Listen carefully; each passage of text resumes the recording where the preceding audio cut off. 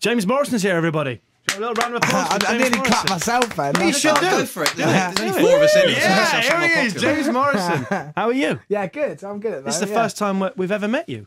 Oh, really? Yeah, it is. Yeah, You must have recognisable faces. Really? Like me, I get that. See, I reckon you just say this to everyone. Oh, yeah, I remember. Yeah. No, honestly, I remember I've been in this building before, definitely, and I've been in this room before. But okay, yeah, well, thanks for having me. No, it's fine. It's nice to meet. I mean, you've been around for a few years now. I'm surprised we've never come across you. Yeah, I know. Same. We're obviously not that important, Giuliano. That's what it is. Hey, We know that already. Come on. So how are things? Yeah, good. I've been away for, I suppose, 3 years to most people. But yeah, I've been busy, man. I'm getting a new album together and enjoying the wonderful delights of radio promo and meeting people and I'm forgetting them.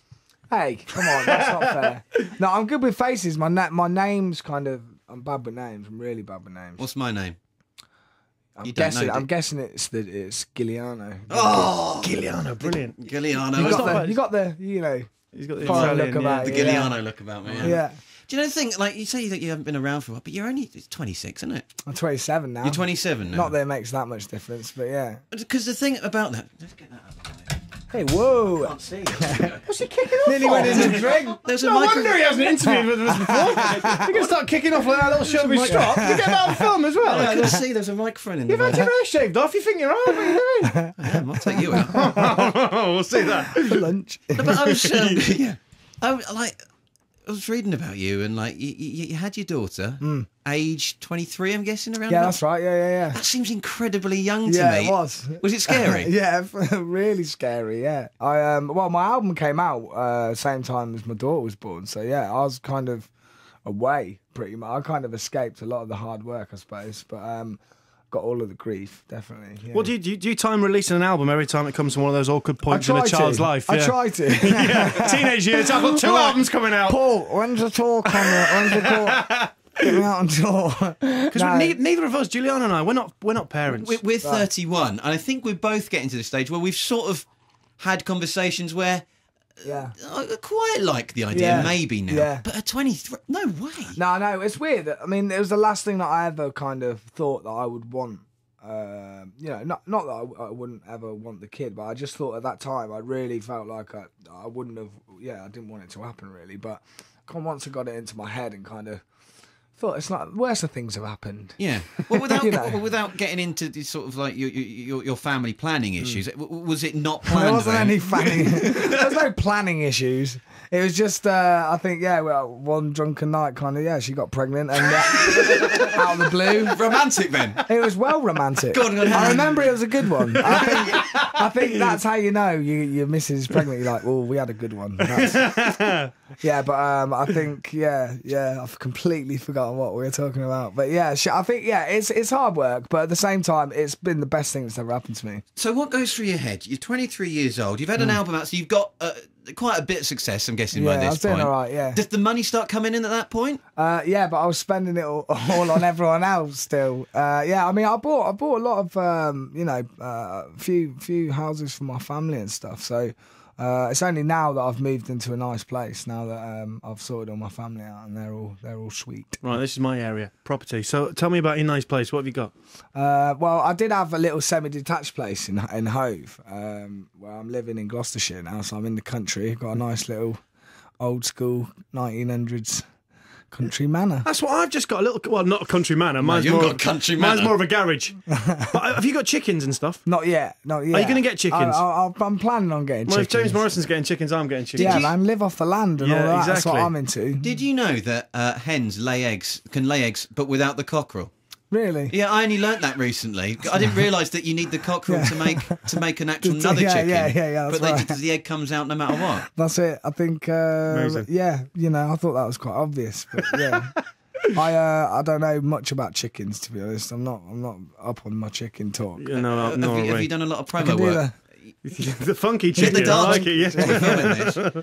Have you not talked about chickens a lot on other interviews? I haven't actually. I really haven't. I wish I knew more about them. I do. Get used to it, mate. I went to a farm the other day and saw some, but I didn't pick up any new information. Should we go back to the music? I can sense it. Yeah. Sorry. Yeah, no. That was more my fault. If you've got no advice on chickens and stuff here, we're not talking about them. So, are you doing any tours then? Yeah, I've got a tour coming up first week in November. So just across the UK, like the academies, they won't be they're not too big at gigs really. They're just a nice ease on into the new album. Yeah. Tell us about the new album then, because we were reading about like how you didn't like your second album. No, I like. Yeah, I mean, I like. There's so many people who come out and go, you know, that album that was really successful. That, you mother. Yeah, pile of crap. Don't buy it. No, I'm proud. I'm proud of the albums. You know, they were right for that time. That period. You know, when I was writing out music at that time, it fitted that sort of time period. But I always wanted to make albums and songs that were live and that they were more. I wanted to get the live sound more consistent with the record, you know, and connect them together a little bit more. But I just forgot what I'd learned. I just felt like I'd gone a little bit too poppy, and I didn't know how I'd got there. I never started out to try and be at some kind of pop star, you know. I was just always just a singer, and it just felt like it was a bit. It got out of hand or something. I just felt like I needed to kind of start again. For fear of asking a silly question, but do you sometimes get worried when something gets really, really popular? In the sense that, do you know what I mean? Like if something's kind really of popular, takes the cool away, doesn't it? Well, yeah. It's like Coldplay. Everyone loved them, and then everyone bought their album. They're like, oh, I don't know about Coldplay. But it makes you more money. But I think, that's one way to look at it. But yeah, I mean, equally, I think, you know, any band that gets successful, there's always going to be people that, like, you know, it's like U2. They're one of the biggest kind of rock bands, pop bands out there, you know, so they get kind of slated by a lot of different people, even though everyone kind of loves U2. They're quite easy to sort of slag off because they do so well. Yeah. But I think, that's like with most groups. But at the end of the day, I hate that saying, by the way. I never say that normally. At the end of the day, I just think, there is that thing where it gets a little bit too sort of popular. You know, the underground kind of cool thing about it is not there. But I've never really been underground and cool, so... You know, I don't mind selling records as long as they're sold in the right way, you know. So, you know, obviously you have a girlfriend very young and you have a baby. And your music, I would imagine that you have an extraordinary amount of women just wanting to throw themselves at you because... Yeah, maybe, but there's nothing I can do about it. But compared to some artists, your music, I mean, girls do love your songs. I mean, like... Yeah, I don't know. I never really predicted that either. I mean, it's not like... there was a couple of girls at the radio station I was like yesterday wanting pictures and stuff, and they're absolutely gorgeous. And I was thinking... That must if be you tough. only knew what I was thinking...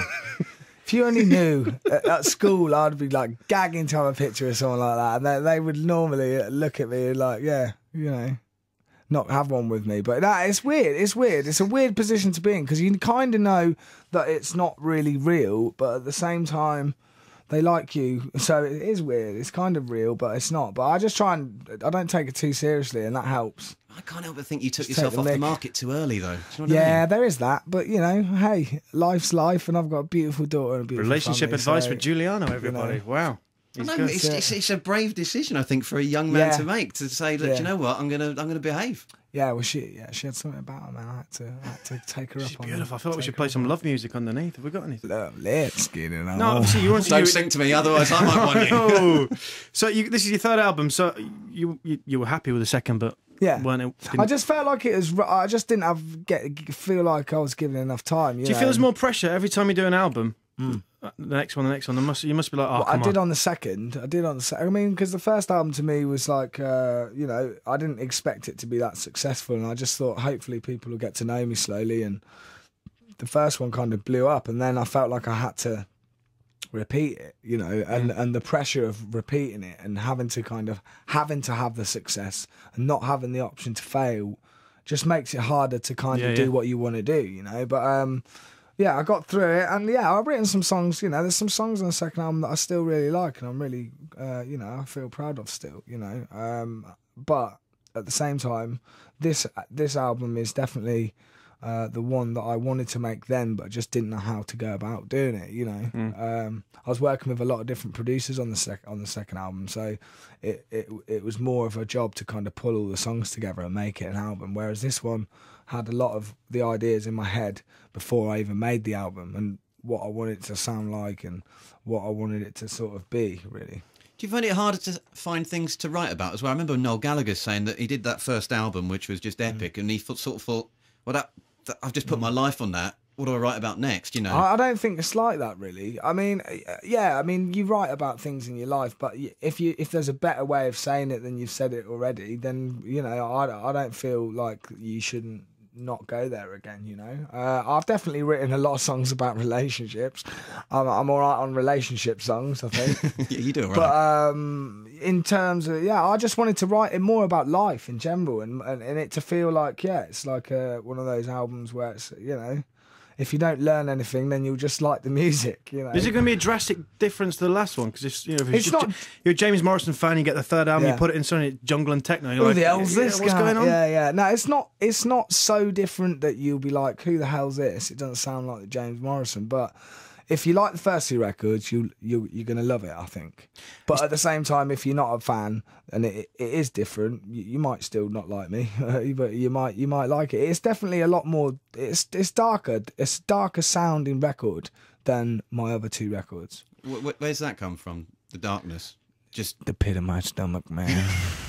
It's just it comes from losing my father. Mainly losing my father and kind of the depression that is kind of growing up with in rugby. Yeah, I had a lot of stuff growing up that was pretty bad, you know, and I think I'm quite a positive person, but yeah, every now and again in life something hits you. You have to get back up again, and that's what I did. I just kind of wrote about that time. It was a crap time, but I was thinking positively, and it's not a depressing album. I think despite the fact I had to kind of deal with that sort of stuff, you know, it's still, you can listen to it without wanting to slit your wrists, or, you know, it's just a good. I feel proud of it. It's a good album. Is it cathartic writing something like that, getting that off your chest? Or Yeah, is it, definitely. Yeah, definitely. I mean, I kind of went through a period of about 8 weeks where I didn't even go out of the house. I didn't do anything.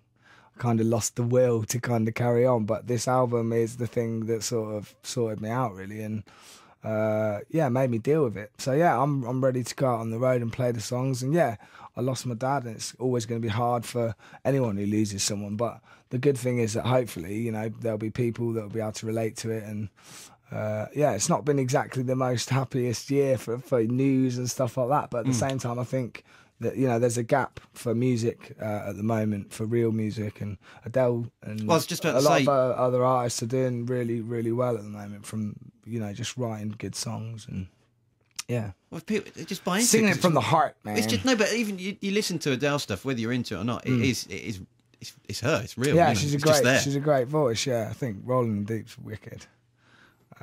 Yeah.